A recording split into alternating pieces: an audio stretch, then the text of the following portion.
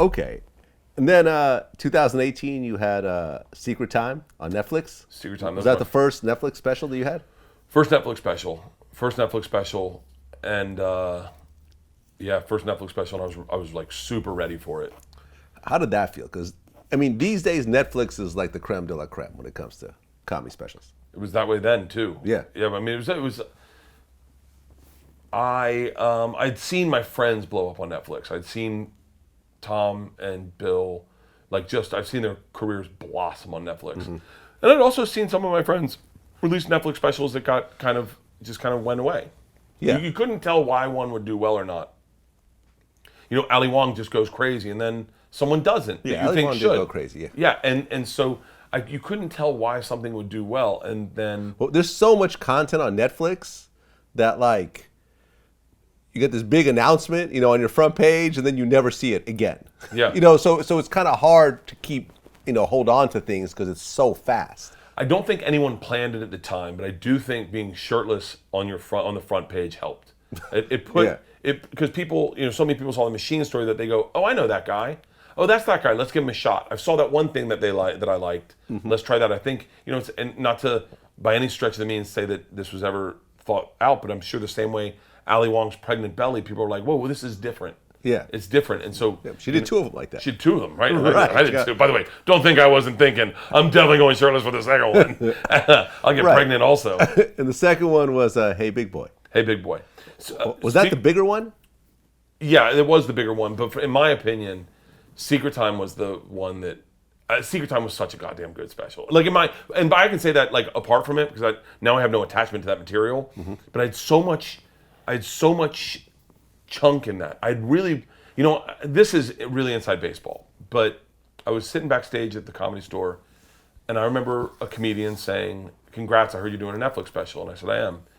And he said, "Just so you know, they're only going to watch 30 minutes." I went, "What?" He goes, "Literally, they just watched 30 minutes of them. That's why they're doing 30-minute specials now, is no one watches more than 30 minutes. And I went, really? And he goes, I'm being serious. This was a big comic at the time. He was like, I go out and I do jokes for my second half and no one's heard them. They literally turn it off at 30 minutes. So I thought, well, then I'm going to move my closer up to 23 minutes. So I arranged that special differently.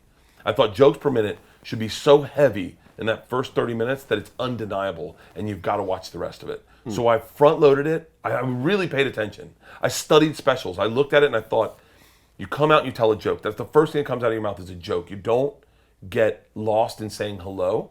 You tell a joke. And so I was so strict in my head about that you go out and tell a joke, and then I hammered up until 23 minutes. I took my closer with it was going to be at the end. I put it at 23 minutes. And I mean, my wife had said to my daughters had said, hey, Dad, break a leg right before the show. We were in Philadelphia. And my wife goes, and Isla goes, break both your legs, Dad. And I go, and my wife goes, that's not, you don't want Dad to break his legs. The reason they say that is you want the people back in the day, they would stomp when they liked a joke or they liked a show. Okay. You want them to break their legs. Aha. So Isla does the math in her head. She goes, how many people at tonight's show? I was like, 800, 700. She goes, break 1,400 legs tonight, Dad. I am telling you, I get chill bumps when I'm telling.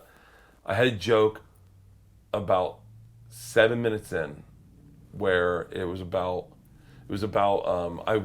to my daughter's school and I grabbed a Diet Coke, what I thought was a Diet Coke, get to school, go to this parent-teacher conference, crack it, take a sip, and realize I have a Coors Light. And I remember saying, that's a game time decision, gentlemen. That's like feeling a finger in your ass at an orgy. What kind of guy are you? Do you pull away from it or do you push back into it? I pushed back into it and I killed that Coors Light.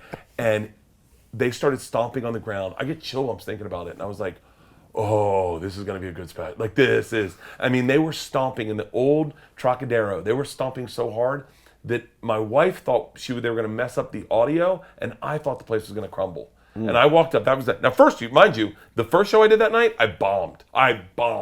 Everything that could have gone wrong went wrong. Step on a mic cord, move, mic drops away from your mouth during a punchline. I mean, everything went wrong. That second show was like just magic. Like I said, you get 7 of those in your career. That was I borrowed one from that night. I took it that night. Well, you made a comment about Kevin Hart, which was kind of interesting. By the way, I talk so much stupid shit that I'm like, I've talked so much on podcasts over the last 10 years that I do not know what's come out of my mouth. Okay. And so Go ahead. Okay. Well, you said, this whole thing about Kevin Hart talking about work hard and you'll be successful, it's all bullshit. Because you said if Dave Chappelle didn't take off to Africa, Chris Tucker didn't find Jesus, Kevin Hart would be out of work right now. Katt Williams also got caught with a gun in his bag. Right, there's that. So allegedly. I'm just saying. Look, here's the deal. I think Kevin is a fantastic comedian. He's amazing. I love Kevin. Kevin. And he makes me laugh hard as shit. But here's what I have a hard time being through this path of finding a little bit of success. There are so many lucky breaks that need to happen. So many that if you ignore them or if you don't point them out, you're kind of being disingenuous to the people that are hearing your message. Like, you can work as hard as you want. I know a lot of really hardworking comics that have not had opportunities. They just haven't had opportunities. So you can't just say, my hard work is why. The reason I'm here is I'm the hardest working man in the business. That's part of it, definitely. But you need certain things to happen. I needed to befriend Tom Segura, who is friends with Joe Rogan, who allowed me on his podcast and gave me a platform and told me, you have to tell the machine story on stage. That needed to happen. I can work as hard as I fucking want. But if these things don't happen in my career, then all that hard work is for naught. If Joe Rogan says you have to tell it on stage and says on his podcast, which is now, by the way, we're going to talk about sliding doors. Joe needs to be kicked out of the Comedy Store for any of this to happen. Like, these are all the things that I believe need to happen, the sliding doors. And Joe says he needs to tell the story on stage. You need to chant the machine until he tells it on stage. You need to force him to tell it. And I need to tell that story for 4 years of it sucking until the one time that I get a chance to do it on a Showtime special. And yes, you also need to work hard, but these things have to happen also. And so part of me feels like I think it's somewhat irresponsible for people with a ton of success to just say, I'm here because I work hard. Yeah, well, there's the luck aspect of it. This is true. Oh, there's so much luck. But there's also the professionalism aspect of it. Yeah. I've noticed, I've probably interviewed 1,000 celebrities through the course of my career. And what I've noticed is that the most successful ones are really nice, are really professional. They show up on time. They're very gracious to other people. I watched Snoop Dogg sign autographs for an hour. I just work with Snoop Dogg. Yeah. He is the most generous. Yeah. You see what I'm saying? Dude Do you see what I'm saying? Yeah. And what I've also noticed is the guys that are sort of on the fringes, and they've been on the fringes for a while, a lot of times are dickheads. Yeah.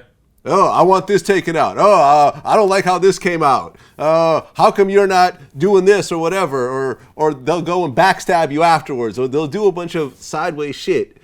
And you're like, oh, okay, now I get why you are where you are after 15, 20 years. Oh, You've been doing this over and over again. I'm just meeting you now. Yeah, no, there's a lot that I always say to people, forget asking anyone for advice. Just pay attention and learn the shit you don't want to do. Like, watch the guy who goes into the club and starts fucking all the waitresses. Don't be that guy. Watch the guy who talks shit about, like, watch the guy that talks shit behind everyone's back. Don't be that guy. Watch the guy who, like, and just learn the lessons of the shit you don't want to do is so important. And you got to work hard. Yes, there are guys that are, like, so talented and they don't put any effort into it. And you're like, if you just worked harder. Like, Kevin's a hard-working dude. Yeah. I can't take away anything from Kevin, and I wouldn't. I just watched his Cedric and Shaq All-Star Roast the other night by myself, crying, laughing. Dude, Jumanji is my favorite movie I've seen in the theaters recently. Great movie. Just acknowledge a little bit. Just remind people a lot of good things have to happen also. Yeah, because Kevin, I think it was like his YouTube skits, like that chocolate dropper thing. I think that's what kind of set him off. What happened was, and this, by the way, I don't want to speak. You need something. You need, like, I don't even think he was the one putting them on YouTube. I think someone was just trying to get views and putting a special on YouTube, his clips. I don't think he did. I'm not certain. But I think someone was doing that. I know that happened with Russell Peters. Russell Peters. I interviewed Russell. He told that exact same story about one of his old skits suddenly made it on YouTube, and now he's a multimillionaire because of it. And so like I always say, you need that one thing. For Bill Burr's The Philly Rant, right? That one little gust of wind from God, just going, good luck, man. and for Jim Jeffries, it's getting punched in the head at the Comedy Store. For Rogan, it's the Carlos Mencia, him on stage. And then all of a sudden, you have a body of work behind it to stand by it, but people can pay attention for a reason.